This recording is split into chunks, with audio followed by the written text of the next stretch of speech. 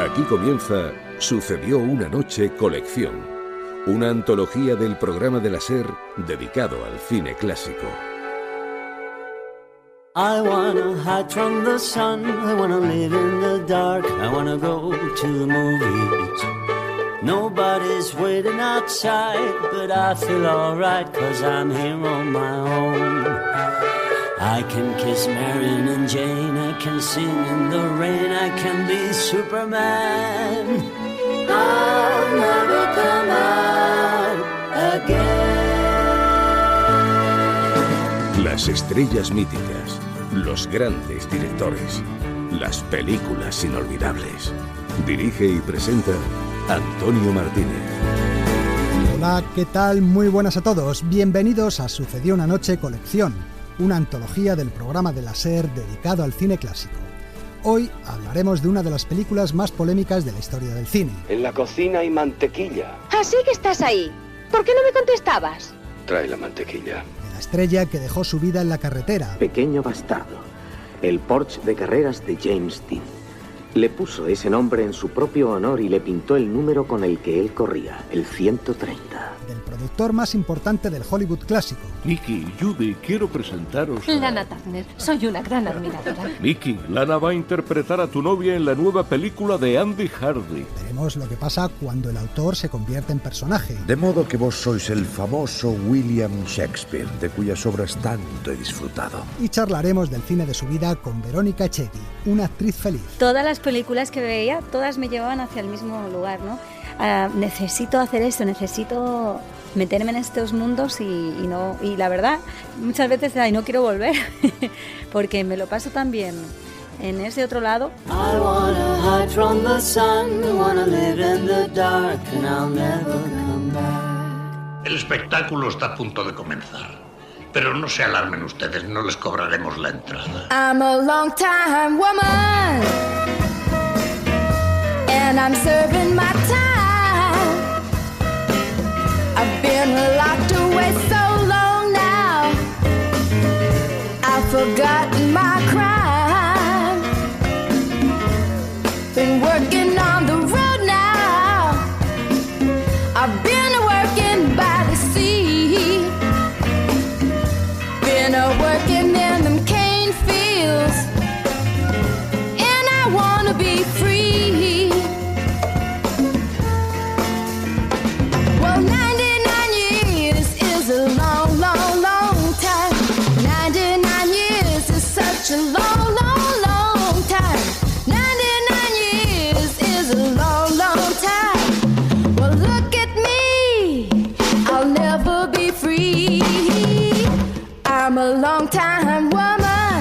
Y hemos empezado con la actriz Pam Grier, la protagonista de Jackie Brown, con una canción que forma parte de la banda sonora de esta película de Quentin Tarantino. Long Time Woman se llama el tema. Pero vamos ya con el primer reportaje de hoy.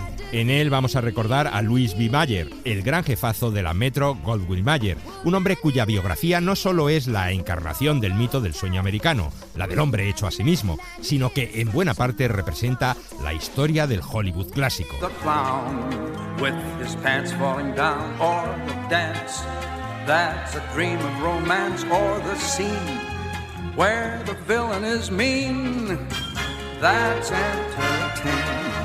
Louis B. Mayer fue uno de los titanes más poderosos de Hollywood y en su tiempo el hombre mejor pagado de los Estados Unidos. Tachado de tirano, se preciaba de poseer una mano dura capaz de dominar a las estrellas de su estudio. LB quiere verte ahora mismo. ¿Por qué? Y no le temblaba el pulso para destruirlas. Quiero que dejes la Metro. Tus últimas películas no dan dinero. No puedo afrontar más películas con pérdidas. Un tipo de modales bruscos y moral conservadora que se empeñó en gobernar la Metro como si fuera una gran familia, en la que él ejercía de patriarca. Te quiero como un padre quiere a su hija. Y has sido una chica mala, pero te perdonaré. Pero solo me quedo con la gente que sabe comportarse. Tienes un público en el que pensar. Debbie Reynolds. Era una especie de padre. Arengaba a los trabajadores para que creyeran que estaban trabajando mucho, y los sábados y muchas horas, porque formaban una familia. Y él se presentaba a sí mismo como un hombre de familia y un jefe trabajador. Egomaníaco hasta límites insospechados, el día de su cumpleaños sus empleados le preparaban por obligación una fiesta sorpresa, ante la cual él se fingía sorprendido cada año. Oh, señor Mayer!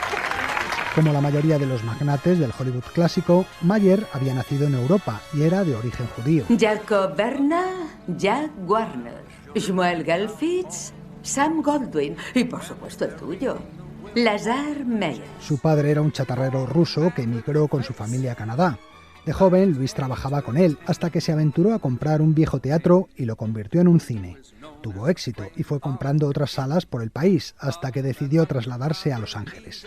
Allí fundó en 1917 su propia productora y en 1924 se asoció con otras empresas cinematográficas para crear la Metro-Goldwyn-Mayer. Espero que encuentren satisfactorios los tratos financieros a los que hemos llegado. Sin duda alguna, LB. Mayer fue nombrado presidente y director de producción del nuevo estudio. Los demás estudios pensarán que son más listos que LB. Procurarán ser astutos conmigo. Pero nadie era más astuto que Mayer. Él diseñó el sistema de producción de Hollywood, con la creación de una serie de departamentos que colaboraban entre sí para fabricar películas como si fuera una cadena de montaje, y en donde solo había un objetivo: conseguir un éxito tras otro. ¿Sabes cuál es tu trabajo en Hollywood? Poner culos en asientos. Fue también el creador del Star System, perfeccionando las ideas que Zukor, el fundador de la Paramount, ya había ensayado unos años antes. Esto es, enfocar el interés de la gente no en los directores o en los productores, sino en los actores. A Mayer le gusta que sus estrellas sean las que más brillen.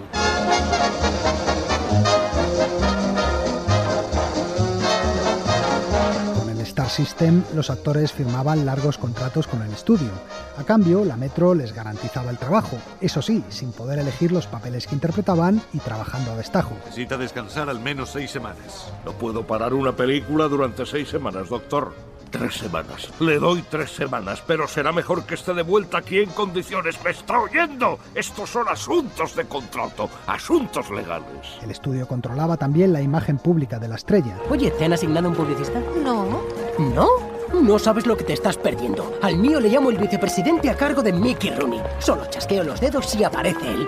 Puede encargarse de todo y arreglar cualquier lío. Y no tenía reparos en interferir en su vida privada. Tienes una imagen que mantener y nos debes eso. Ese tal artishow es demasiado mayor para ti. Ya se ha casado 2 veces y divorciado otras 2. Existe una cláusula de moral en tu contrato. Louis B. Mayer tenía una gran capacidad para descubrir el talento y crear estrellas. Se fijaba en alguien... Acaban de llamarme diciendo que a Frances Disculpa, a la señorita Judy Garland se la requiere para una audición en la Metro. ¿De veras? Sí, esta tarde. Ahora mismo. Luego le enseñaba a moverse, a actuar, le daba un nuevo nombre y le cambiaba el físico para dotarle de glamour. Sí, pero ¿y la cara? Los ojos están bien, pero los dientes están torcidos. Yo me encargo. Pero igual que creaba estrellas desde la nada, también era capaz de destruirlas sin ningún miramiento. Dirijo un estudio, Hedda. ¿Crees que quiero a todas las personas que tengo en nómina? Mayer acabó con la carrera de John Gilbert o de Erich von Stroheim solo porque se enfrentaron a él. ¿Pero qué se ha creído ese desgraciado? Se rumorea que está acabado, señor Meyer. No logra hacer una película. Se acabó el genio. Y no dudó, por ejemplo, en despedir a Joan Crawford cuando dejó de ser rentable en taquilla. Ordenaré a mi doncella y a los empleados del estudio que desalojen mi camerino. He de recoger muchos años. Ya lo han hecho, Joan. Están cargándolo todo en tu coche. En los años 30 y 40, Louis B. Mayer era el rey de Hollywood y los estudios de la Metro su reino. Esta era la meca de los sueños. Ibas paseando por el bulevar y te topabas con todas las estrellas de cine.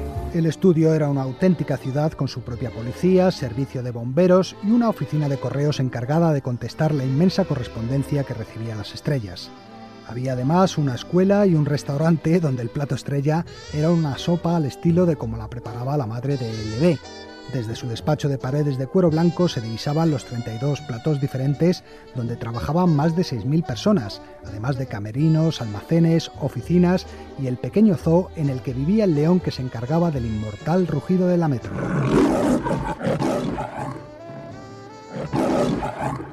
Una de las grandes virtudes de Mayer era la habilidad de saber a quién encargar cada trabajo. Mayer ha alistado al equipo A, Sam Wood como director, Dalton Trumbo como supervisor de guión. El magnate encontró a su mejor colaborador en Irving Thalberg, el jefe de producción que con tan solo 25 años fue nombrado vicepresidente del estudio. El señor Thalberg.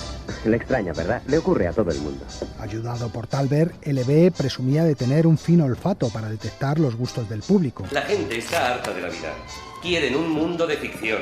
Quieren a Tarzán y Jane. No a Tristán ni Isolda. Mayer creía en el cine no como reflejo de la vida, sino como una evasión de la misma. Este contrato te va a convertir en el guionista mejor pagado de Hollywood. Te lo has ganado. No solo escribes finales felices, crees realmente en ellos. La gente paga para verlos. Aunque en la Metro se rodaban películas de todos los géneros, la gran especialidad de la casa era una, como recordaba Frank Sinatra. Algunos estudios aseguran haber hecho las mejores películas de gángsters o de temas terroríficos. Pero en cuanto a musicales, sin duda Metro fue la campeona. Para el público de entonces se convertían en viajes de ensueño.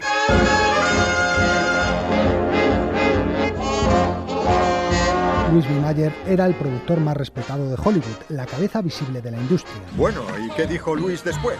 Alguien a quien el resto de los magnates consultaban cuando había que tomar una decisión. Has oído hablar de Ciudadano Kane, ¿verdad? Sí, RK. Ya sabrás que trata sobre las vicisitudes de un editor de periódicos, que recuerda totalmente a mí. Cuando William Randolph Hearst se sintió difamado por la película de Orson Welles, llamó a Mayer para pedirle ayuda. A ver si puedes hacer algo con respecto a esa película. ¿Quieres, Louis? LB reunió entonces a los jefes de los estudios y les hizo una propuesta. Tú eres inteligente, Louis. Sospecho que nos has hecho venir porque tienes un plan. Compraremos la película y la destruiremos. Reuniremos un fondo entre todos nosotros e iremos a ver a George Schaefer. Compraremos el negativo y todas las copias de Ciudadano Kane y los quemaremos. También fue protagonista durante la caza de brujas del senador McCarthy, propiciando la creación de las listas negras. Todos los estudios hemos acordado por unanimidad despedir a los 10 de Hollywood sin indemnización con efecto inmediato. Ningún estudio volverá a emplear a un miembro del Partido Comunista, ni a nadie que rechace colaborar con nuestra lucha contra esta amenaza. En la década de los 50 el poderío de Mayer comenzó a desmoronarse. Las leyes antimonopolio obligaron a que los estudios se desprendieran de las salas de cine que explotaban, y privadas de la exhibición, estas grandes empresas se tambalearon.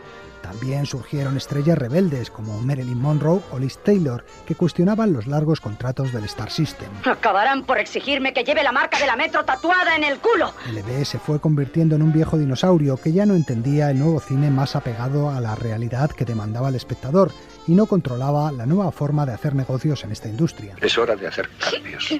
Caras nuevas, voces nuevas, alientos de aire fresco, quién sabe. En 1954, Louis B. Mayer abandonó el estudio que él mismo creó. 3 años después fallecía, el 29 de octubre de 1957, a los 73 años de edad. A su entierro acudió una gran multitud. Su colega Samuel Goldwyn afirmó entonces: la única razón por la que tanta gente viene a su entierro es para asegurarse de que realmente está muerto.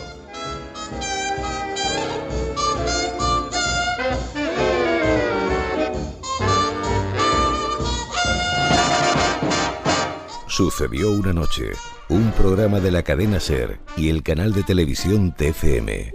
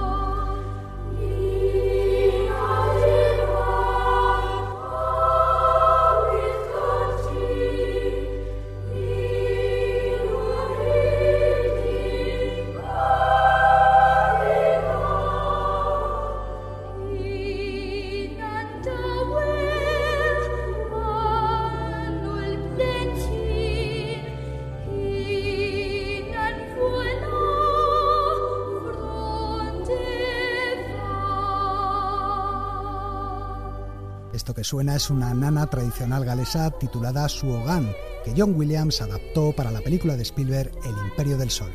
Está interpretada por The Ambrosian Junior Choir.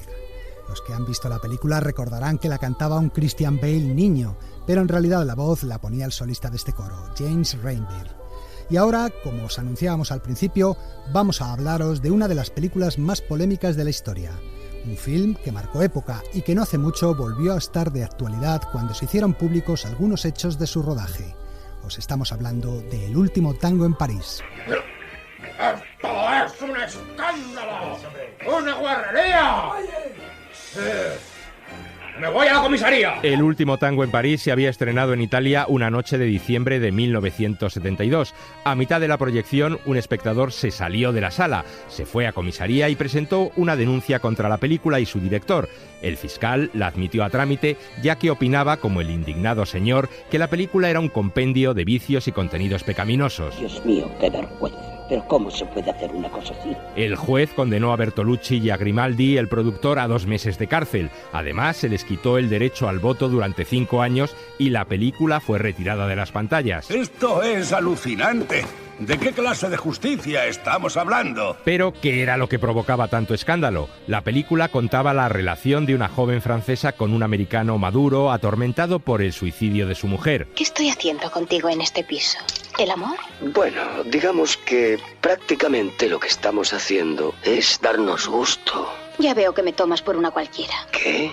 ¿Que te tomo por una qué? Por una zorra. Ah, ¿te refieres a una prostituta? Sí, una prostituta. No, solo eres una jovencita anticuada y complaciente que intenta parecerlo. Prefiero ser una puta. Un argumento aparentemente sencillo. No, escucha, será esencialmente una película de amor. Pues no, nada de amor. En realidad era una historia terrible sobre la angustia existencial y la soledad del ser humano. Tú no tienes nombre y yo tampoco tengo nombre. No hay nombres. Aquí no tenemos nombre. Estás loco. Es posible que lo esté, pero no quiero saber nada de ti. No quiero saber dónde vives ni de dónde eres. No quiero saber absolutamente nada de nada. ¿Has comprendido? Me asusta. Nada. Pero no fue su profundidad psicológica lo que llamó la atención de la gente, sino sus escenas de sexo. Escenas que hoy en día parecen poca cosa, pero que en su día escandalizaron a muchas personas y dieron fama a la película. Por entonces la gente se moría por verle el culo a Marlon Brando y sobre todo por encontrar un uso alternativo a la mantequilla del desayuno. En la cocina hay mantequilla. Así que estás ahí. ¿Por qué no me contestabas? Trae la mantequilla. Tengo prisa, hay un taxi esperándome abajo. Trae la mantequilla. Sí, porque la escena más polémica y que dio pie a toda clase de fantasías eróticas fue la de la mantequilla que el personaje de Brando utilizaba como lubricante para sodomizar a María Schneider. ¿Secretos de familia? Yo te voy a contar secretos de familia. ¿Qué vas a hacer? Voy a explicarte cosas sobre la familia. Esa santa institución sirve para inculcar la virtud en los salvajes. Quiero que repitas mis palabras. ¡No, no! ¡No!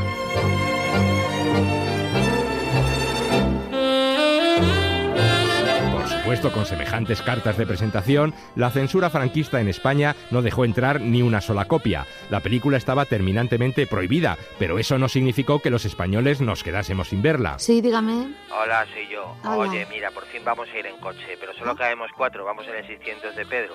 Salimos de aquí, ¿sabes?, a primera hora... El que podía hacía el viaje por su cuenta hacia Perpiñán, la ciudad francesa más cercana a la frontera española, donde se exhibía el film. Si se salía pronto desde Madrid, se llegaba a tiempo para la sesión de noche en el Cine Castillet. Venga, chicos, al coche, que nos quedan muchos kilómetros por delante hasta Perpiñán, hombre. Las sesiones de sábado empezaban con una matiné y ya sin interrupción se proyectaban hasta la medianoche del domingo. Se acabó. Si se acabó, entonces que vuelva a empezar. Varias agencias de viaje organizaron excursiones los fines de semana para ver la película, fletando autobuses desde Barcelona y otras ciudades. Enseguida, los periódicos franceses se hicieron eco de la noticia. En pocos meses, más de 110.000 personas habían visto la película en una ciudad como Perpiñán, que no llegaba a los 90.000 habitantes. Por supuesto, la mayoría de esos espectadores eran españoles. Écoutez, monsieur, nous sommes españoles. Ya, como estos, hambrientos sexuales celtibéricos. Entonces usted no viene por lo del tomate. No, señor, yo vengo a ver arte. Lo que se plantea en esta película es la decadencia sociopolítica de una época que se ahoga en su propia mierda. Los dueños de los cines incluso invirtieron unos miles de francos por su cuenta para poner subtítulos en castellano a la película. Fallo, penne, Wienerwurst, cazzo, priapo, break, joint. La Iglesia española enseguida tomó cartas en el asunto. No quiero ver a los curas por aquí. No quiero ver ningún cura. Pero, Paul... ¿Me has entendido? ¡No! ¡Aquí nadie cree en Dios!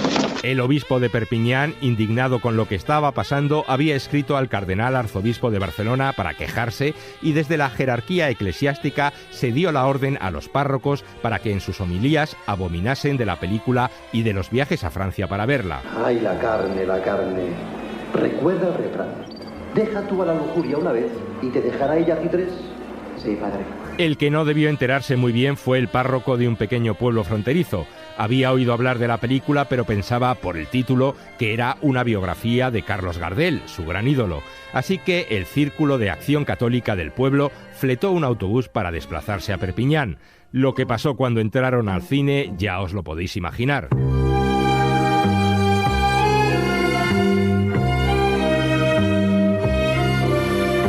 El escándalo y las demandas se sucedieron en varios países. En Argentina se secuestraron las copias y se abrió proceso contra la distribuidora. En Colombia el gobierno cesó a la Junta Censora por haber permitido su estreno. Y en Inglaterra fue la primera película en ser procesada bajo la ley de publicaciones obscenas de Gran Bretaña y las escenas más explícitas fueron cortadas. Entre ellas, claro está, la de la mantequilla. ¡Basta! No estoy dispuesta a consentir inmoralidades en nuestras pantallas. Este espectáculo degradante y depravado ha de terminar ahora mismo. Pero las críticas a Bertolucci no solo llegaron desde los sectores moralistas. Algunos intelectuales de izquierda le acusaron de haber abandonado su posición de cineasta comprometido y grupos feministas se manifestaron también contra la película y su director. Y se cree un gran director. ¿Habéis visto su última película? Me trago una lata de Kodak y vomito una película mejor. Se quejaban del machismo de la película que presentaba a María Schneider como un simple objeto. ¿Por qué no me escuchas? ¿Por qué cuando te hablo tengo la impresión de hablar con una pared? Yo también tengo derecho a existir, ¿sabes? Y eso que por entonces no sabían lo que sabemos ahora, el engaño al que Bertolucci y Brando sometieron a la actriz en la escena de la sodomización. Fue el propio director el que lo confesó en una entrevista de 2013 que fue subida a YouTube hace un año, provocando la indignación de mucha gente.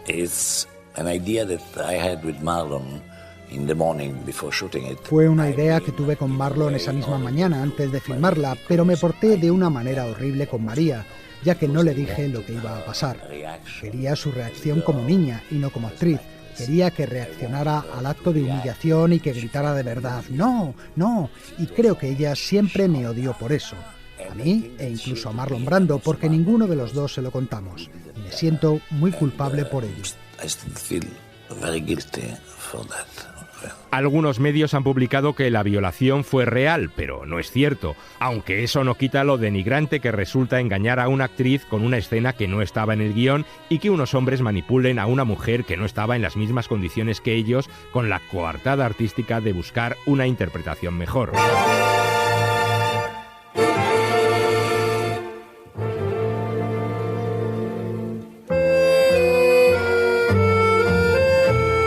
Pero volvamos al estreno en España de El último tango en París. Con la muerte de Franco en 1975 se pensaba que las trabas para su estreno acabarían. De aquí a que pongan El último tango, estamos a un paso. Pero la película seguía sin llegar a las pantallas. Los que ya la habían visto presumían del privilegio y de lo cosmopolitas que eran. ¿Ha oído hablar de O Calcuta? La he visto 2 veces. Y también he visto El último tango. Sí, la sociedad tolerante, la nueva moral, la revolución sexual, estoy enterado de todo. Más de 2 años después de la muerte de Franco tuvieron que pasar para que El último tango en París llegara a España.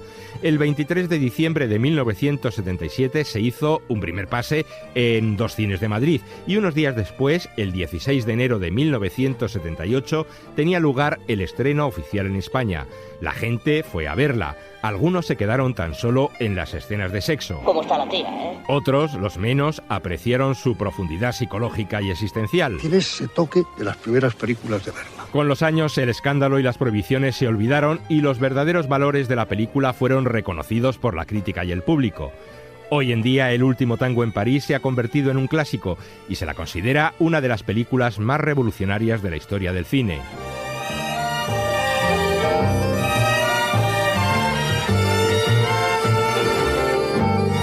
Sucedió una noche, un programa de la cadena SER y el canal de televisión TFM.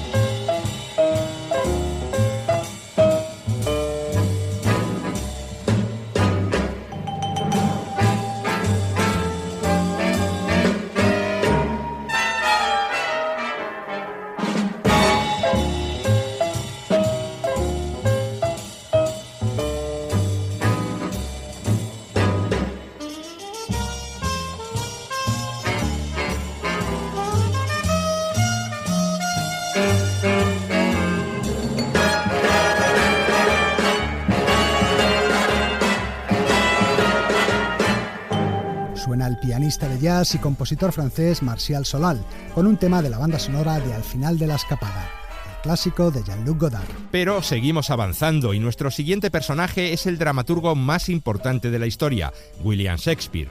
De sus obras se han hecho numerosas adaptaciones al cine, pero no vamos a hablar de ellas, sino de William Shakespeare como personaje cinematográfico.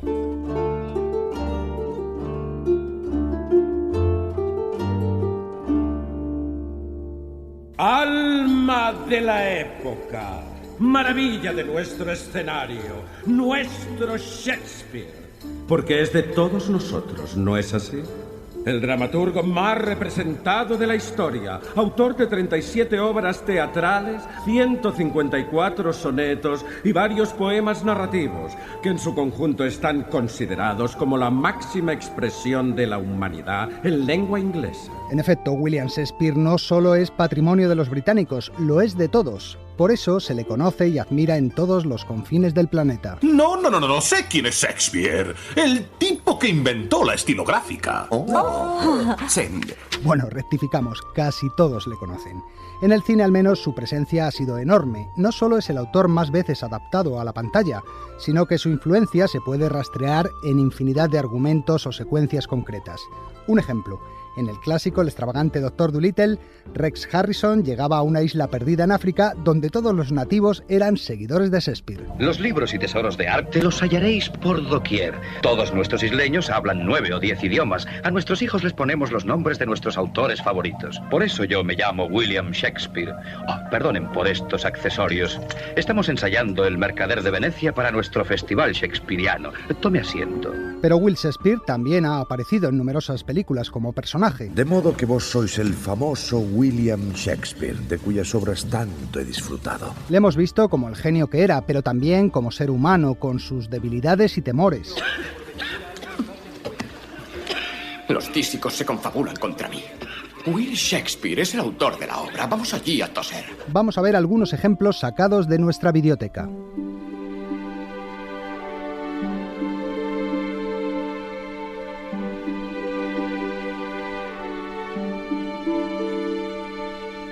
Si piensas en Shakespeare como personaje, la primera imagen que te viene a la mente es el rostro de Joseph Fiennes, el actor que le daba vida en Shakespeare enamorado, la película que ganó el Oscar en 1999.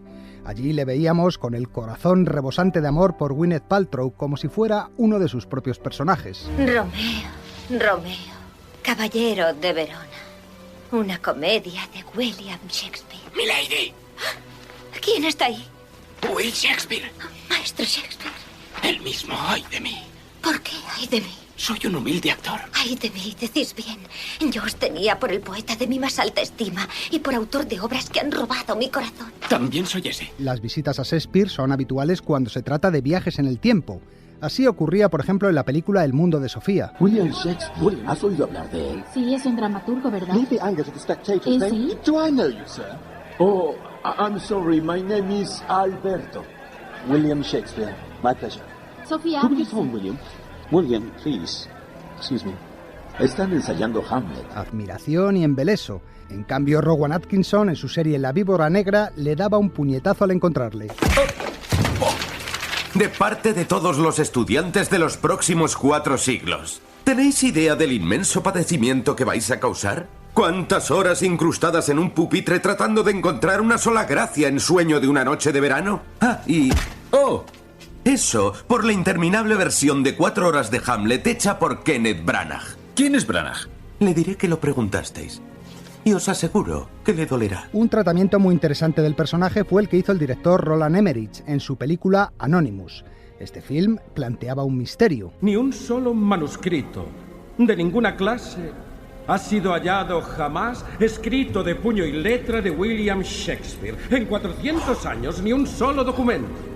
Nuestro Shakespeare es un enigma, un espectro. Según esta película, el verdadero autor de Hamlet, el Rey Lear o Romeo y Julieta, no fue Will Shakespeare, actor nacido en Stratford-upon-Avon, sino otra persona que permitió que sus dramas y sonetos fueran firmados por él. ¿Queréis que yo ponga mi nombre a esta obra? No, pretendo que se lo pongáis a todas. Pretendo convertiros en el más popular y, por tanto, en el más acaudalado dramaturgo de todo Londres. El verdadero autor de las obras de Shakespeare, según esta película, sería un noble británico. Soy el 17º conde de Oxford, Lord Grand Chambelán de Inglaterra, vizconde de Bolebek, Lord de Scales, Sandford y Baldersmere, etcétera, etcétera, etcétera. No, tengo una reputación que proteger. En mi mundo nadie escribe obras. De esta forma, William Shakespeare sería tan solo un actor mujeriego, pendenciero y borrachín. Will Shakespeare, no será cerveza lo de esa jarra, ¿verdad? ¿Qué? ¿Cerveza? ¿Beber durante una representación? Yo soy un profesional, señor Henslow. Un auténtico profesional. Y para colmo, casi analfabeto. ¿Sabes qué es iletrado? No. Leyendo se las apaña, como si no prepararía su papel. Pero el hombre jamás aprendió a escribir una letra. Entonces, ¿quién escribió Hamlet? My love is a fever longing still for that which longer nurses that is En el cine español, el personaje de Shakespeare también ha aparecido en varias películas. Ya en el clásico de Juan de Orduña de 1946, un drama nuevo, le veíamos discutiendo con Yorick, el bufón cuyo cráneo sujetaba Hamlet en la escena del To Be or Not To Be. Yorick, todavía un feliz cómico, deseaba por una vez interpretar un papel dramático. Tú no puedes hacer eso, ni que estuvieras loco. ¿Y por qué no? ¿Qué pensarías tú de mí si, conociendo solo tus obras trágicas, te hubiera creído incapaz de hacer comedias amenas y festivas? Estoy harto de hacer reír. Pues no debes quejarte.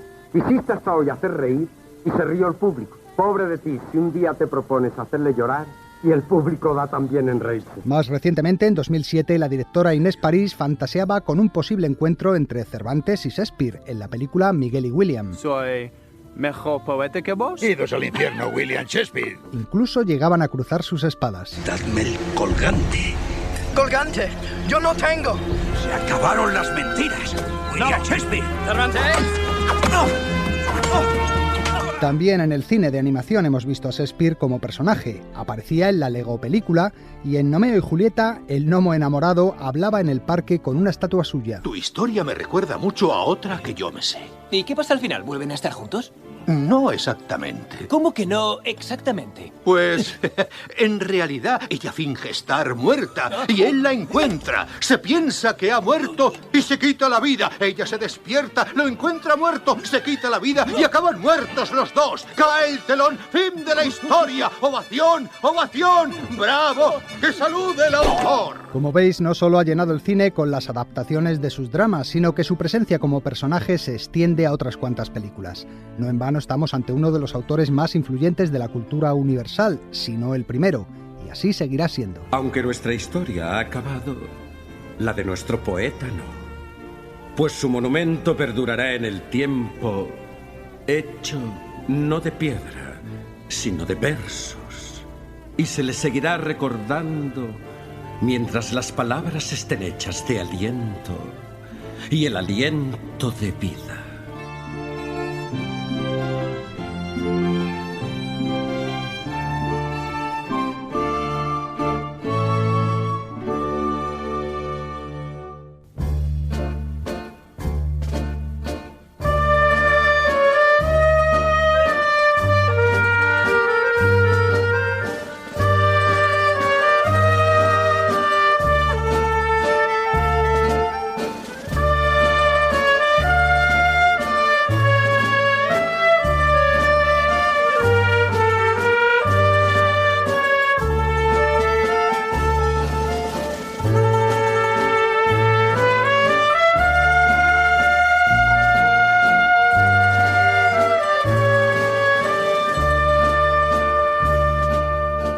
Música no hace falta que la presentemos, es el famoso vals de El Padrino de Nino Rota, y con él de fondo vamos a recordar ahora la charla que mantuvimos con la actriz Verónica Chegui a principios del año pasado dentro de nuestra sección El cine de su vida.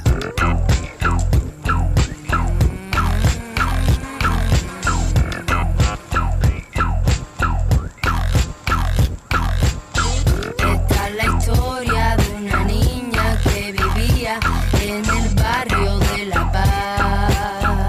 Estaba bastante obsesionada con contar historias, como que me salía de una forma natural, ¿no? Yo lo que quiero es ser actriz y pienso conseguirlo. Y como no tenía clases de teatro, no iba a clases de música, pues era algo que yo por mi cuenta me ocupaba, ¿no? De hacer, inventarme en casa con cualquier cosa, montarme, me compré un organito, entonces siempre he andado pues más bien con las musas de paseo. Pues hay otro casting en Madrid, pues ahí voy a ir.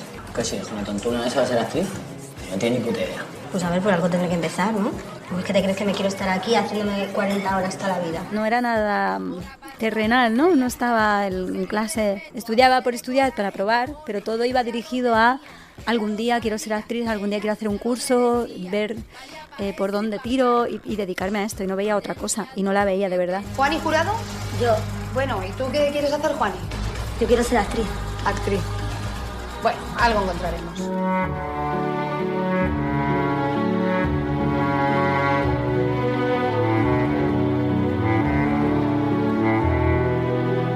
Con 9 años yo me escondía para ver películas que mis padres no me dejaban ver. Incluso cuando era adolescente, Lucía y el sexo, mi madre me echó del salón y no me dejó verla. ¿Cómo te llamas? Lucía. Y me enfadé muchísimo y me tiré en el suelo, me puse unos cojines fuera del salón, abrí un poco la puerta y me la vi desde fuera. He leído tu novela varias veces y ya no he podido leer nada más. Se me ha agarrado por dentro y no me suelta. Porque todas las películas que veía, todas me llevaban hacia el mismo lugar, ¿no? Necesito hacer esto, necesito meterme en estos mundos y la verdad, muchas veces no quiero volver, porque me lo paso tan bien en ese otro lado. Antígona, si esto es un chantaje para que vuelva al teatro, con un libro lo llevas chungo. Poco a poco. Que ahora ya no me ocurre, ¿no? O sea, yo estoy muy contenta de tener mi vida propia y de mi vida personal, pero sí es verdad que es una forma maravillosa de estar en el mundo, de entender visiones, puntos de vista ajenos. Cuando te vea actuar en un teatro de verdad y siendo más grande que Susan Hayward. Y firmando autógrafos y viajando en avión por todo el mundo. Y viendo cómo los directores se pelean por tenerte en las películas. Y comiendo en los mejores restaurantes. Mucho caviar y muchos hoteles de lujo. De desconectar de uno mismo, que al final creo que es lo que como en el fondo deseamos en tantas ocasiones, ¿no? Darle el stop a la mente y poder trascenderte tu ego un ratito y estar en otro lado. Y ya sea que hay quien medita, ¿no? Pues yo a través de la interpretación lo hago.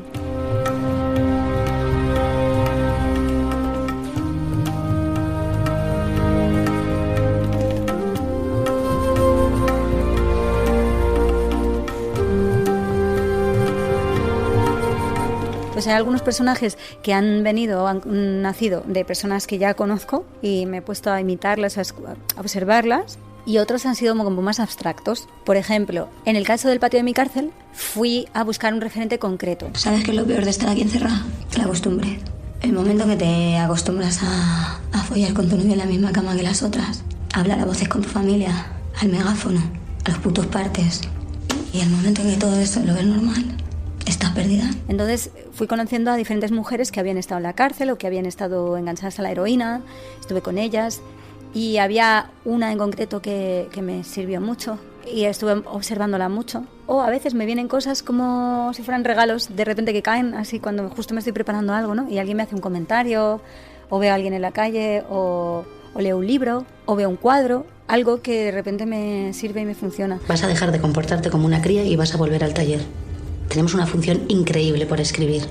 Y ahora no me puedes dejar colgada. ¿Cómo me voy a quedar sin la mejor actriz de mi compañía?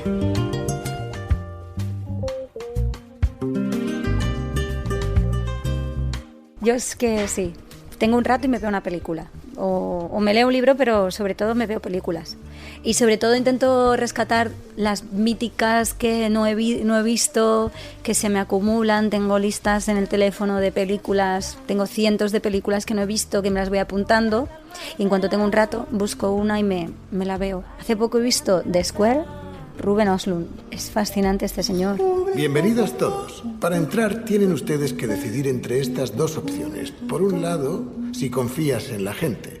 Y por otro, si desconfías de la gente. Ustedes ya eligen. Y el autor de La caza, Winterberg. Este director me encanta. A veces soy y me alegro de ser como un público que no estoy poniendo el ojo crítico en ningún lado, simplemente me estoy dejando llevar. Y hay otras que me las tomo como algo técnico, pero para aprender. Como que las paro, rebobino, observo cómo han hecho los planos, cómo han conseguido contar algo con ese plano, qué es lo que ha ocurrido realmente para que yo conecte así. Y eso también me hace valorarlas más. Las cosas como son, es muy buena actriz. Vaya palabra. Tiene gracia la jodida. Sí, yo he hecho un corto, lo salvé dirigido hace un mes, que todavía no lo he montado, que es el primer corto que hago y ha sido una cosa así que muy sencilla, pero tenía muchas ganas de empezar a probarme, porque realmente no es que tenga la ambición de llegar a ser directora, de convertirme en una directora conocida, o simplemente es que como sí llevo mucho tiempo necesitando contar cosas como yo las imagino y desde mi propia visión, ¿no? Bueno, cuando la monte ya veré, lo mismo es una patata, pero historias escritas tengo unas cuantas, o sea, historias que a mí me gustaría contar. Ahora no sé, a mí me ha gustado muchísimo la experiencia, pero no sé realmente cómo le voy a dar forma a esto o por dónde voy a ir. Tú lo que tienes que hacer es apuntarte a una escuela de interpretación y machacarte el inglés. A ver, es que a mí a mí el inglés no me va y no lo he aprobado nunca en el instituto. Además que yo no lo necesito, que yo quiero ser actriz, yo quiero sacar lo que tengo dentro, ¿me entiendes? Yo quiero aprender idiomas cuantos más mejor por poder trabajar con directores diferentes y por poder conseguir buenos proyectos. Pues ahora tengo un mes de descanso y en marzo vuelvo a Kamikaze, al Teatro Pavón, con El Amante. Del 17 de marzo al 17 de abril. Me impone una barbaridad, igual es por la falta de costumbre, pero desde luego que es como un salto al vacío sin red, totalmente.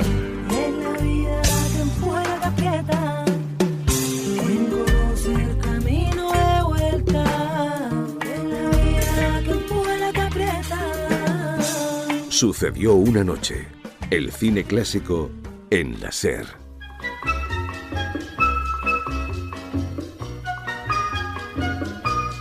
Zubi, zubi, zoo. Zubi, zubi, zoo. Zubi, zubi, zoo, zubi, zoo, zubi, zoo means that I love you. Zubi, zubi, zoo. Zubi, zubi, zoo. Zubi, zubi, zoo, zubi, zoo, zubi, zoo means that I love you.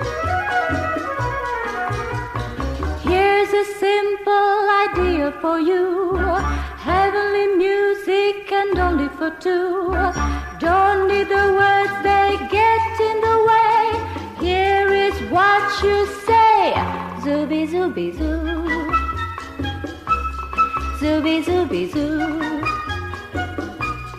Zubi, zubi, zoo, zubi, zoo, zubi, zoo means that I love you. La que canta es Sofía Loren y esta canción la interpretaba en la película La Millonaria, una comedia que la actriz italiana protagonizó junto a Peter Sellers en el año 1960. Pero seguimos. El último reportaje de la noche pertenece a nuestra serie La Crónica Negra de Hollywood y el protagonista es uno de los grandes mitos del celuloide cuya muerte trágica y prematura le convirtió precisamente en eso, en un mito. En el otoño de 1955, miles de personas hacían cola en la calle Ventura de Hollywood. Un empresario había comprado por $1,000 los restos de un coche destrozado y por 50 centavos permitía al personal pasar 15 segundos tocando el volante de ese auto en el que había muerto un ídolo. James Dean, el fallecido, era un actor de 24 años que solo había hecho 3 películas, 2 de las cuales ni siquiera se habían estrenado. No era una estrella, tan solo una promesa de Hollywood que los productores veían como un nuevo rebelde de tupé rubio y mirada inquietante. Pero es que asusta. ¿Qué asusta, Cal? Sí, cuando te mira. Es igual que un animal. Desde luego a mí me asusta. En realidad no le dio tiempo a ser famoso en vida, ni tampoco estrella, tan solo rebelde, y de ahí a leyenda.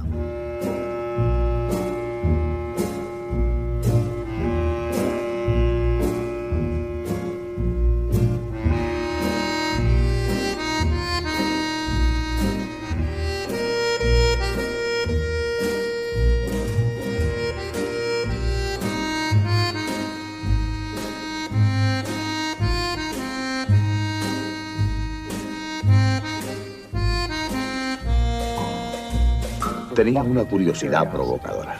Siempre estaba provocando. Quería ver lo que había detrás de las cosas, el lado negro y oscuro de la vida, el bajo vientre de todo. Así hablaba de él su amigo Dennis Hopper. James Dean fue un personaje complejo dentro y fuera de la pantalla. Yo diría, sin embargo, que le faltaba algo. Quizá conciencia. Nunca supe lo que perseguía. Era introvertido, pero a la vez exhibicionista, solitario, a veces encantador, a veces insolente. Quizá por todo eso consiguió que millones de jóvenes de todo el mundo se identificaran con él. Necesito saber quién soy, quiero descubrir cómo soy, encontrarme. Hay una foto bastante conocida de James Dean. En ella se le ve andando por las calles mojadas de Nueva York, un poco encogido por el frío. Las manos en los bolsillos, el cigarrillo en la boca. Por entonces estudiaba en el Actors Studio, al tiempo que trabajaba en algún programa de televisión y conseguía algunos papeles en el teatro. Fue allí, en el teatro, donde le vio el director Elia Kazan, que enseguida preguntó por él. Se llama Jim. James, pero prefiere que le llamen Jim. A las personas que le quieren les deja que le llamen Jim. Su aspecto entre insolente y desvalido fue lo que convenció a Kazan para ofrecerle el papel protagonista de la película que estaba preparando, Al este del Edén, una adaptación de la novela de Steinbeck que trasladaba a la América profunda el eterno conflicto entre Caín y Abel. Estoy seguro de que los padres reparten lo bueno y lo malo entre sus hijos. A mí me ha tocado lo malo. No digas eso. No se había estrenado todavía cuando Jimmy se metió en el rodaje de su segundo film, Rebelde sin causa. De esta película nos ha quedado su imagen característica: cazadora roja, camiseta blanca, tejanos y un aire de rebeldía contra todos y contra todo. Subí a uno de aquellos coches y Buzz era uno de aquellos chicos, subió en otro. Teníamos que embalar el coche y luego saltar antes de llegar al acantilado. Yo salté, pero Buzz no y se mató. Dios mío. No puedo permanecer callado por más tiempo. Habla, desahógate, hijo. No he querido decir eso, no me entiendes.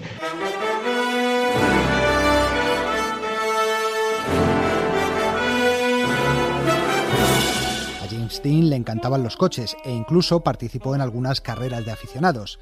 Pero los estudios eran tajantes, nada de riesgos durante los rodajes, y Jimmy tenía que incorporarse a la filmación de su nueva película, Gigante, una epopeya sureña con conflictos de clase. Ocúpate de tu trabajo. Bueno, dígame quién es el que manda aquí y yo haré con gusto lo que me manden. Pero dígame quién es el amo. Durante un descanso del rodaje de Gigante, Dean filmó un anuncio para la televisión sobre seguridad al volante que acabaría siendo premonitorio de lo que pocos días después iba a suceder. ¿Qué velocidad alcanza su coche? Unos 200 kilómetros por hora. Y ha ganado algunas carreras, ¿verdad? Sí, un par. Correr es peligroso. Por eso prefiero arriesgarme en la pista y no en la carretera. ¿Tienes algún consejo para los jóvenes conductores? Conduce con calma, puede que la vida que estés salvando sea la mía.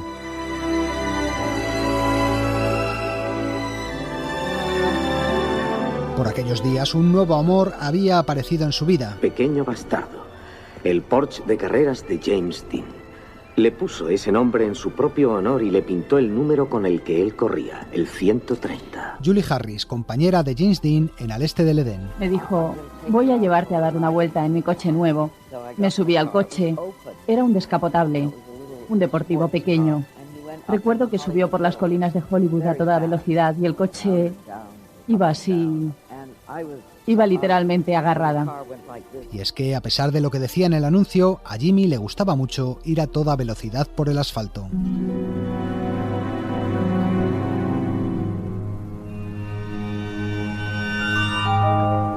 La mañana del 30 de abril de 1955, James Dean se levantó muy contento. Para celebrar el final del rodaje de Gigante, iba a participar en una carrera que se celebraba en Salinas. Su amigo George Barris le aconsejó llevar el coche en un remolque y no ir hasta allí conduciendo con su mecánico de copiloto como pretendía. Yo le dije, Jimmy, no vayas conduciendo, son 563 kilómetros. Y él dijo, no, quiero conducir. Yo le dije, es demasiada distancia para conducir con un coche de carreras. Y se pusieron en marcha. Los dos levantaron los pulgares diciendo, allá vamos a toda velocidad, y se lanzaron a la carretera. A las 3 de la tarde, en un tramo peligroso al sur de un pueblo llamado Bakersfield, un agente le puso una multa por exceso de velocidad. Buenas tardes. Conducía usted a más de 100 kilómetros por hora. Lo sabía, ¿no? El policía ni siquiera le reconoció y Jimmy continuó su marcha. A eso de las 5:30, el sol empezaba a ponerse. El color de la carrocería, gris metalizado, se confundía con el color del asfalto. Era un trecho solitario de una carretera californiana de 2 carriles, la ruta 466. James Dean conducía a más de 200 por hora. A lo lejos vio un automóvil que venía de frente y frenaba para girar a la izquierda. Sin quitar el pie del acelerador, le dijo a su copiloto: No te preocupes que ese tipo nos verá. No te preocupes que ese tipo nos verá. Aquellas fueron sus últimas palabras. Los dos coches chocaron violentamente.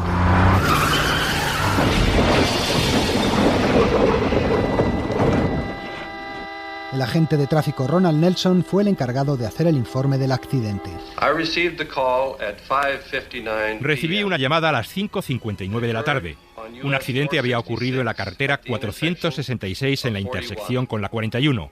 Fue un impacto contra el lateral del coche y resultaron 2 personas heridas y una muerta. El nombre del fallecido era James Byron Dean. Tenía el cuello roto. Murió en la ambulancia antes de llegar al hospital.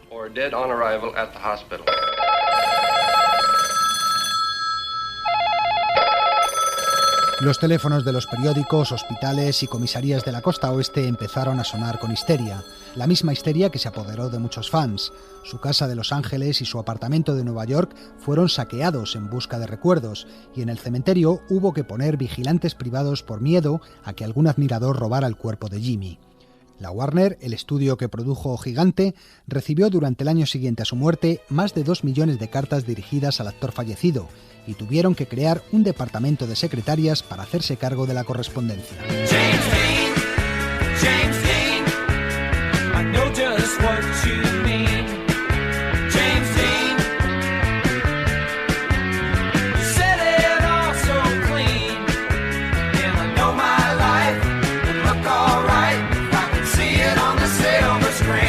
También comenzaron los rumores rocambolescos.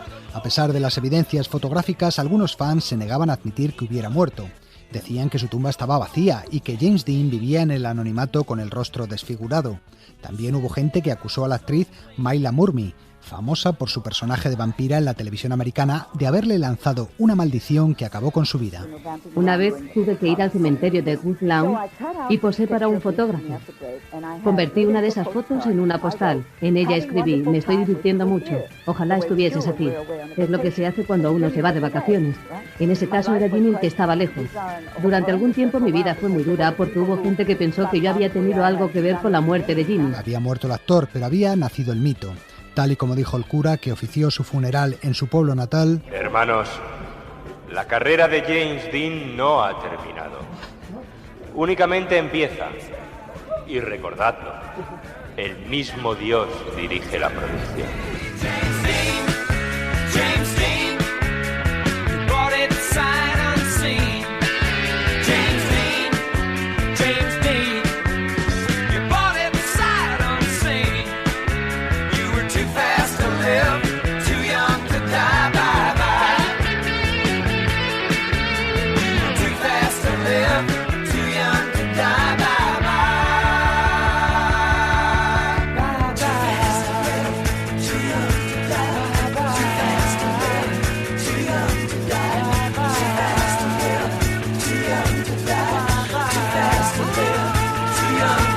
Sucedió una noche, un programa de la cadena SER y el canal de televisión TFM.